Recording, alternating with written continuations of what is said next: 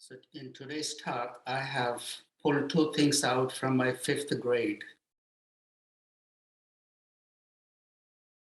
Both of those, the story of the monkey and the couplet of Rahim.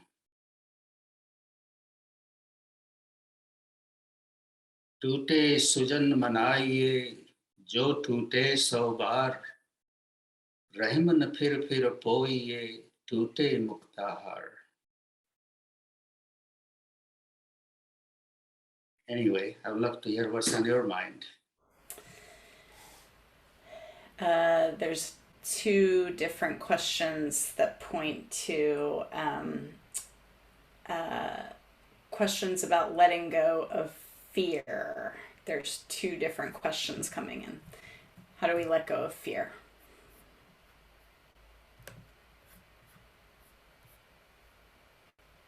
How do we let go of fear?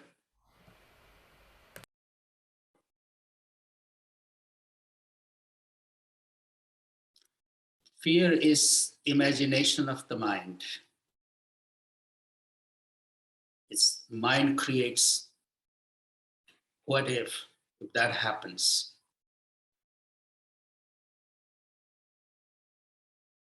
The truth is, whatever happens, we go through it. It may not be pleasant, but the beauty is that whenever we are given a challenge, we are also given the strength to deal with it. It's always there. One doesn't come just by itself. But our mind is so much focused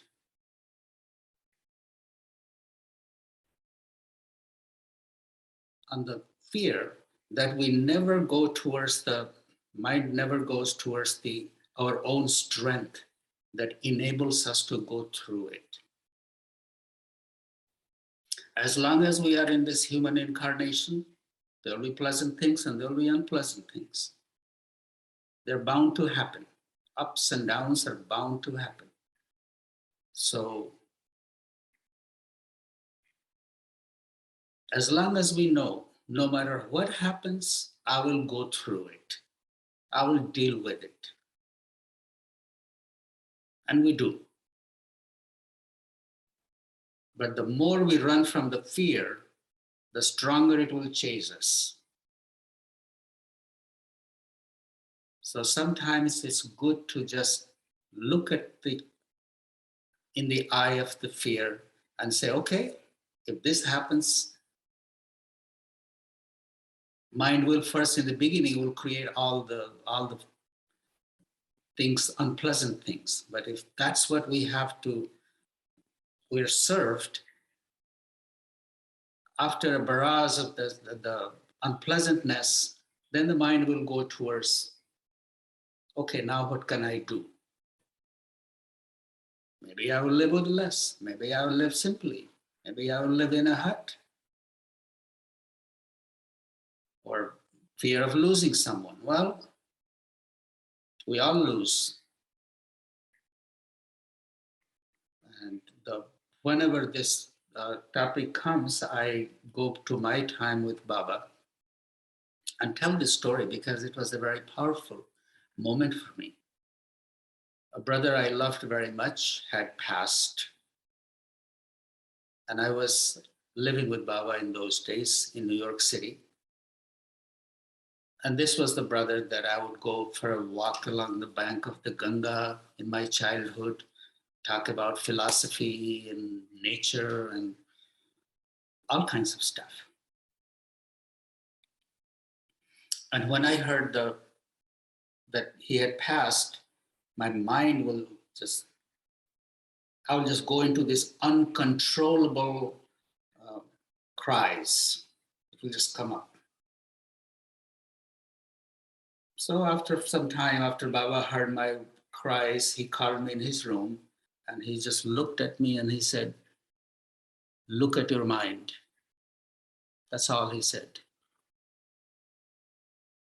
So I went back and just started looking at my mind.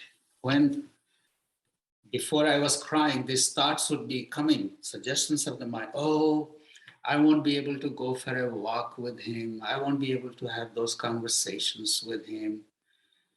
But the truth was that for the last 10 years, I had been going to India and I would never go for a walk and I never have that kind of conversation with him.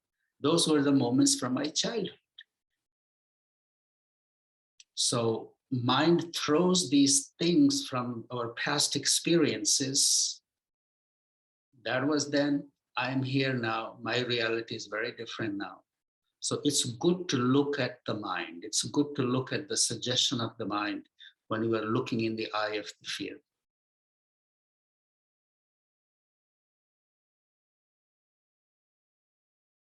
In modern day, I heard somewhere, I read a definition, false images appearing real or something. F-E-A-R. They were then. I'm here today. So whatever the fear is, we have to look in its eye and see how real it is. And if it is real, we are also given strength. So we are blessed if we are able to take a step back and look at from a different angle, and maybe we'll get some insight in it.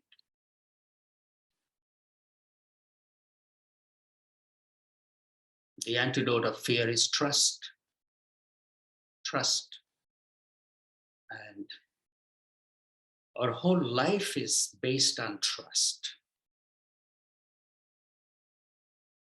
We came empty-handed, totally vulnerable.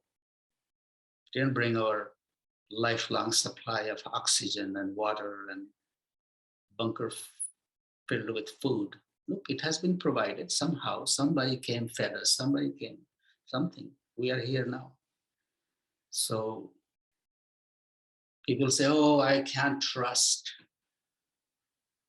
We do trust. We wake out of bed in trust.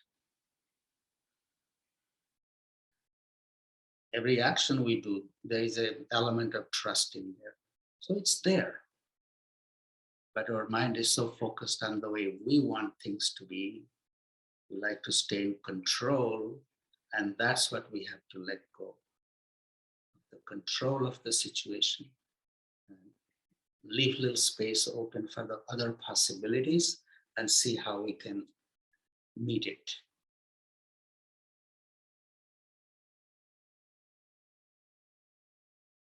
So have some trust in yourself that I'll go through it. I'll be given strength to go through it.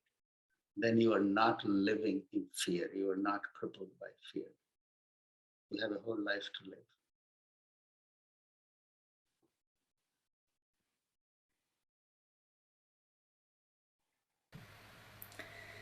There's a follow or a question about letting go in relationships.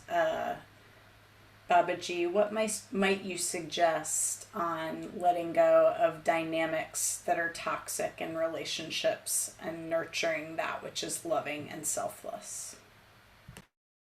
In my thinking, there is only one relationship. That is your relationship with yourself.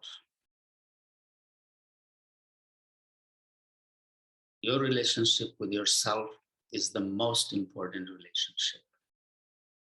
And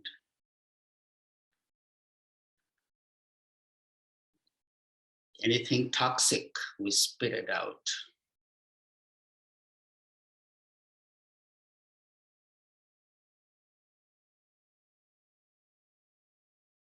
I know it doesn't sound very good.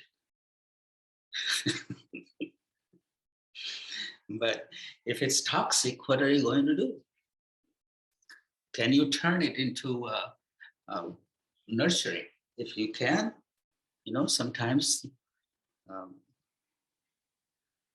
it takes hard work. Like in olden days, American Indians used to eat nuts. But they had to go through lots of preparation, soak it in water and wash it 20 times, 50 times, dry it in the sun, soak it again, beat on it a little bit, powder it. So all kinds of, then it was edible. So if anything, there is toxic in my relationship with someone, then look what kind of work you need to do to make it palatable. And if it's really toxic like those mushrooms, then don't go near it.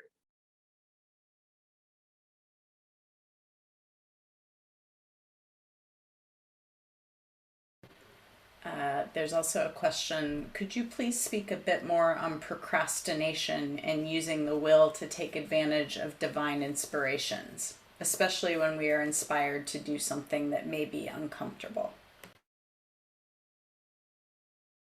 Going back to the previous question, toxic word we use so lightly. I have seen even people come and say, my relationship with my mother is so toxic. How could you have a toxic relationship with your mother?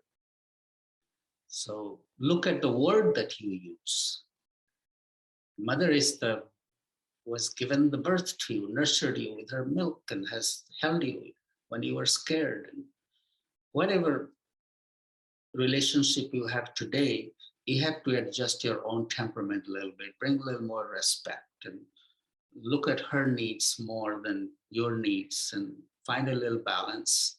So those who are that close to you, that you are related with blood, um, I don't say spit them out. Find a way to be around it. And if you are feeling it's toxic, then maybe look at your too much focus on yourself and your own needs. Maybe it's time to give a little bit, and that brings a little bit sweetness and balance. Okay, now I can go back to your other question. Okay, Babaji. The other question is what you were talking about the divine inspirations. Could you speak a bit more on procrastination and using the will to take advantage of those, especially when we're inspired to do something that may be uncomfortable?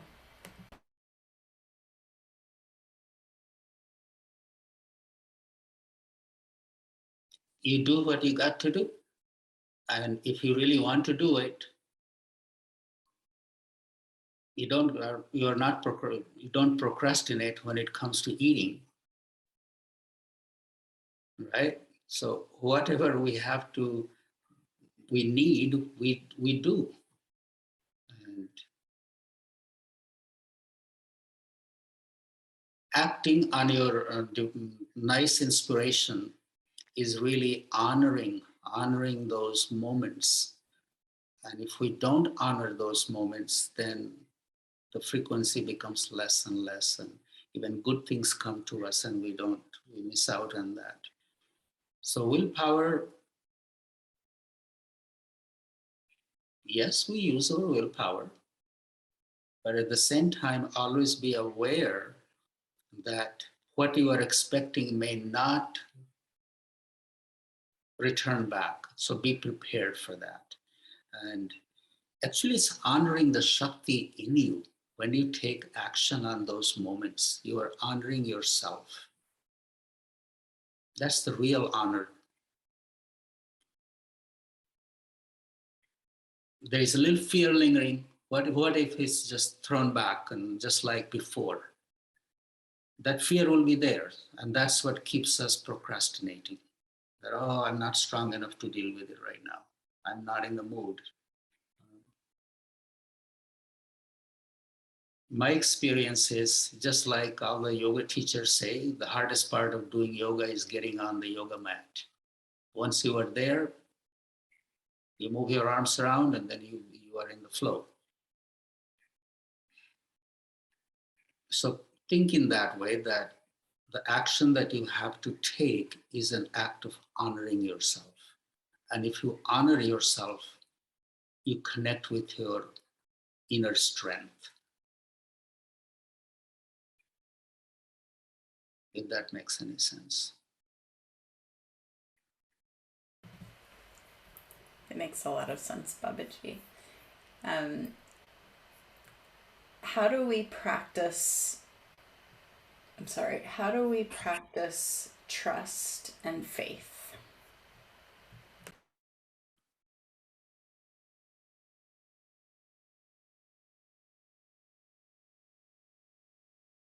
We live it.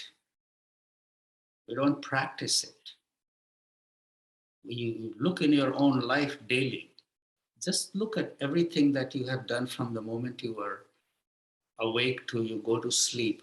How many things happened, or how many things that you did that these both were present in those. So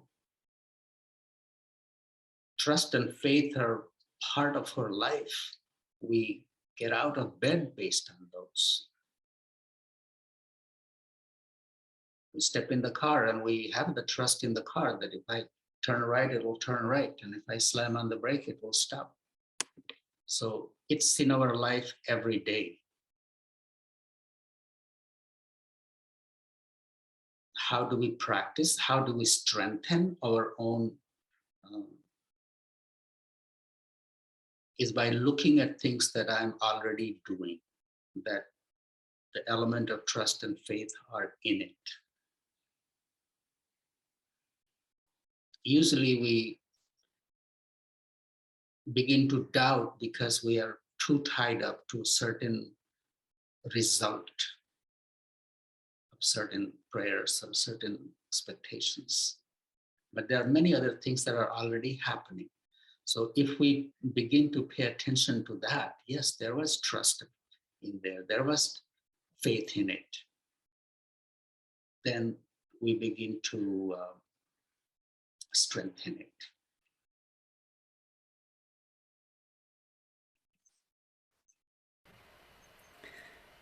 And just to follow up on that, Pranam Babaji, how about self-trust?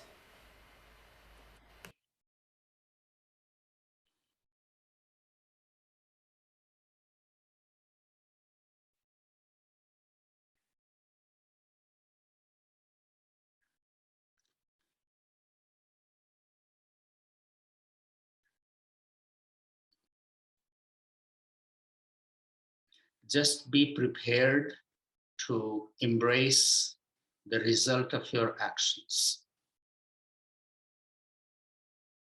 When I think about this, when I left my previous life behind, and I was told by Baba, go to a new place penniless. Go to a town where you do not know anyone and go penniless.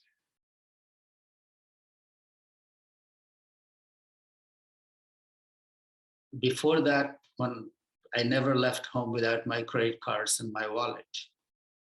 Don't leave home without your cards. But that day, I had to leave it all behind. And the only thing that came to my mind that whatever happens, I will deal with it. And together with that, there was also this thought in my mind that my guru's blessing is with me, something will happen. So there was a little faith and a little trust that enabled me to take that leap.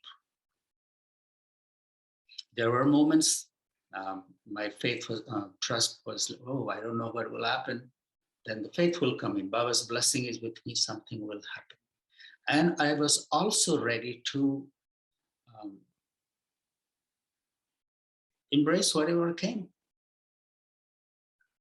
And there was a higher vision also of life. Whatever was there before was not working, but there was some opening for the mystery. So all these three were there. Little excitement towards the mystery, little faith, and little trust. I didn't trust myself at that moment. I was not in touch with it. Then I trusted my guru. So I put my trust on the altar of the guru. Later on, I realized that actually that trust was trusting myself. Guru was just the catalyst or the altar where I can put it and receive strength from. But it was my own trust. So we all have it. We all have trust. And we all have faith in us. It's just able to recognize it. Maybe we have different image, a different idea that what a faith looks like, what trust looks like. So we are too focused on that and we don't see what's already functioning in our life.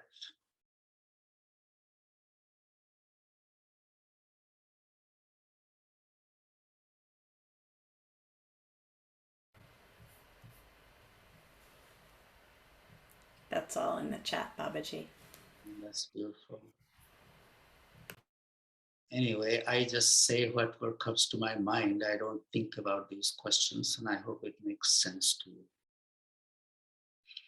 And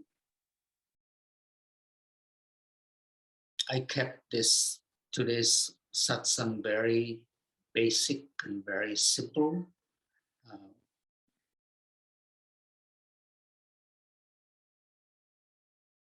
Meditate on that. Marcy, you were the one who told me about your friend. Can you speak about that? What happened?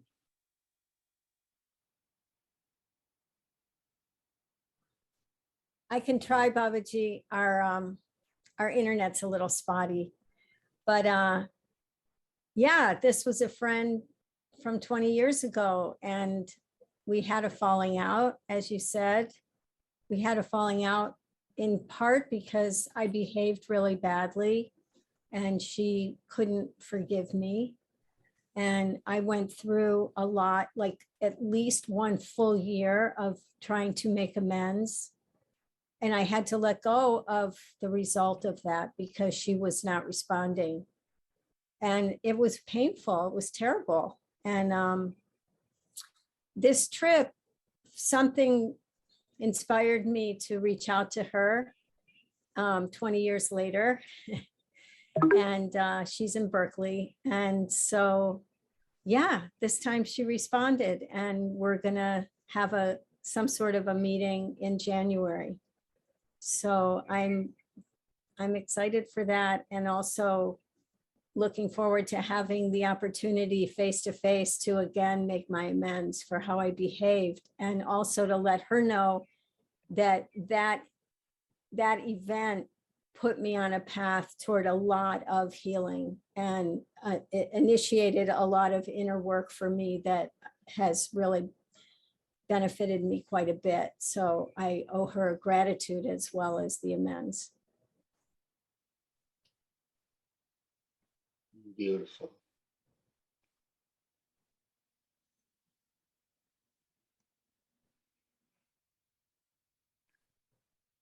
Thank you all for being here. Let's, wherever we are, just let me see. Just pull your spine straight. Open your shoulders.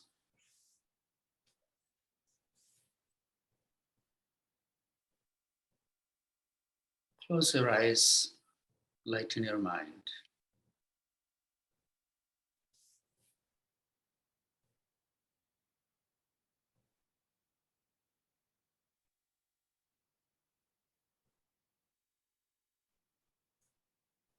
Hold the awareness of stillness of your body, your mind.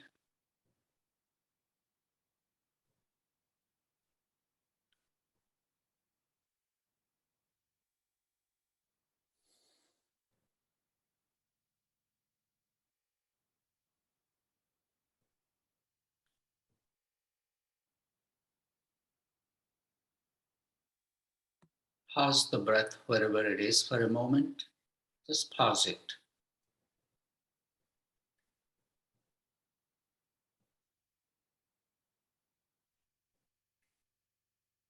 And release before you begin to stress out.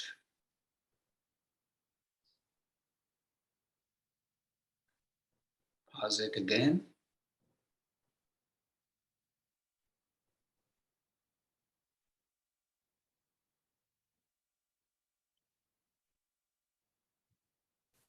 Release.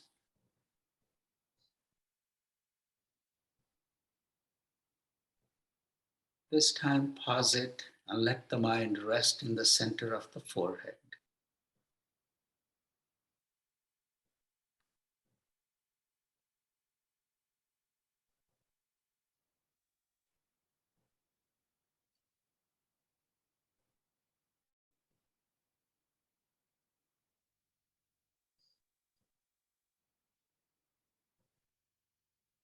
Release the breath. Keep the mind focused in the center of the forehead.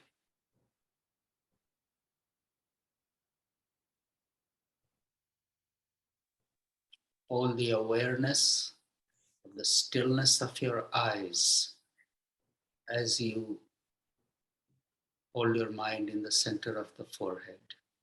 Your eyes are still. Mind is resting in the center of the forehead.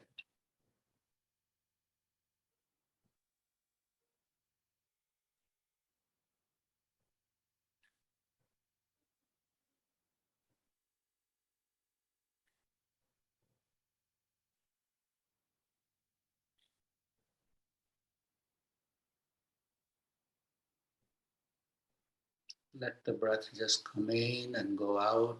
Keep holding your mind still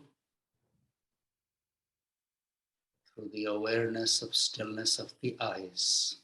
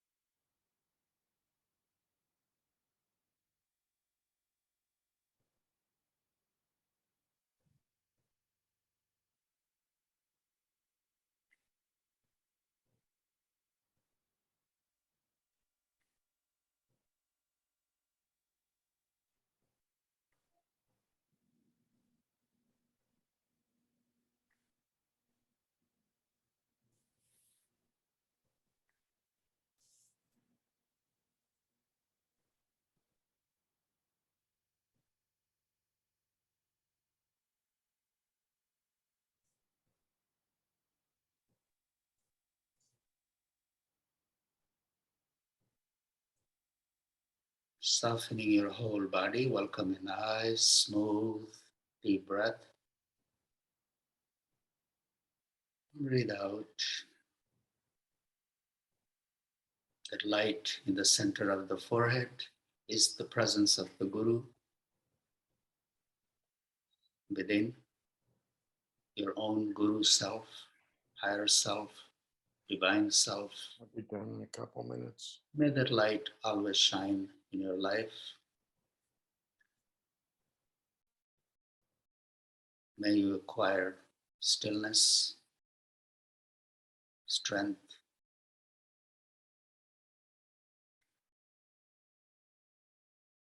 trust and devotion to the Guru self. Thank you all very much.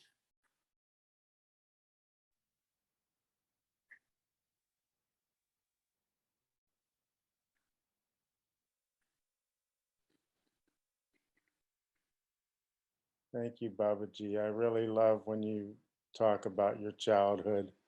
I can feel you transporting yourself back there. It's beautiful.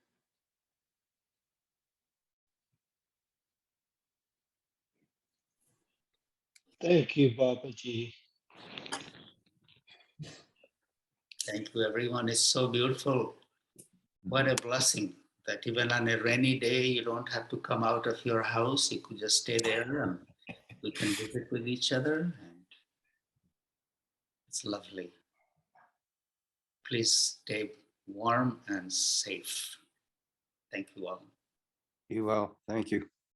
Thank you, Babaji. Mm. Thank you, Babaji. Thank you, Babaji. Jaren. Grazie, Babaji. Thank you, Baba. Thank you, Baba. Thank you, Baba. Thank you, Babaji. Thank you. Thank you, Baba. Thank you, Shannon.